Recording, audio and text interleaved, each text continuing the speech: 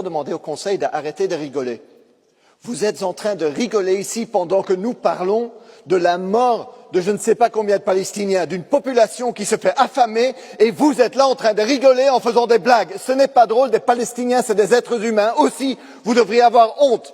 Et c'est ça ce qui est aujourd'hui la caractéristique de cette Union européenne, un mépris pour la vie des Palestiniens. Parce que oui, vous avez réussi à faire un discours en disant « Ah, la situation à Gaza s'empire », sans mentionner pourquoi elle s'empire. Et pourquoi est-ce qu'elle s'empire? C'est parce qu'Israël bloque toute aide humanitaire, toute nourriture et même l'électricité. Et qu'est-ce que ça veut dire? Sans électricité, pas de dessalination de l'eau et donc pas d'eau potable. Et donc les gens, les familles, les enfants n'ont pas d'eau potable et vous êtes là en train de rigoler. Comment est-ce possible, Monsieur le Ministre? Comment est-ce possible, s'il vous plaît? Alors aujourd'hui, cette complicité européenne et ce manque de respect pour la vie des Palestiniens doit se terminer parce que ça va se payer cash, je vous le promets. Bon, on peut appeler ça une masterclass.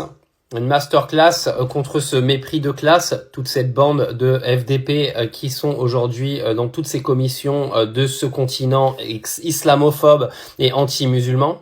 Oui, parce que n'ayons plus peur des mots, et moi je n'aurai plus peur des mots. Je vis aujourd'hui dans un pays islamophobe et dans un continent qui aujourd'hui est islamophobe. Et j'irais même dire un continent, j'irais même dire un Occident total qui est anti-Moyen-Orient, qui est anti-tout, à part en fait se regarder le nombril toute la journée. Ce qu'il dit est une réalité, mais c'est une réalité qui est vraiment incroyable.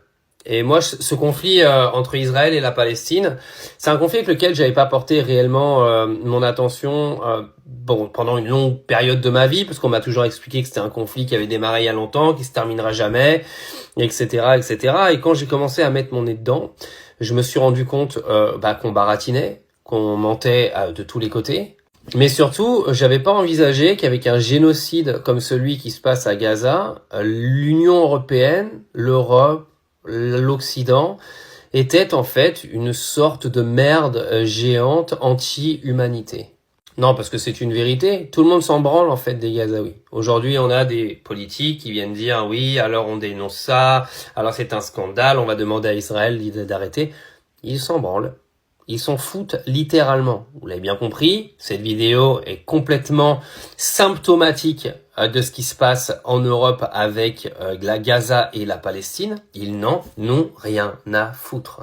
Vous savez, moi, je crois au karma et je pense que l'Europe va se prendre un karma à un moment donné qu'elle ne va pas capter.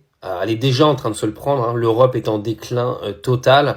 Et quand tu es d'une arrogance telle, d'un mépris de cette force et que tu te crois supérieur à tout le monde alors que tu es un continent qui est en train de couler, crois-moi que le karma, il va pas te lâcher.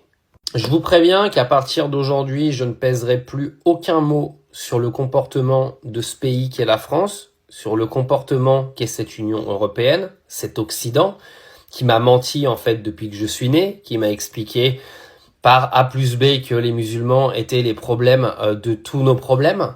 Et c'est terminé. Et comme maintenant j'ai la chance d'être écouté, croyez-moi que je vais pas me gêner pour faire passer des messages.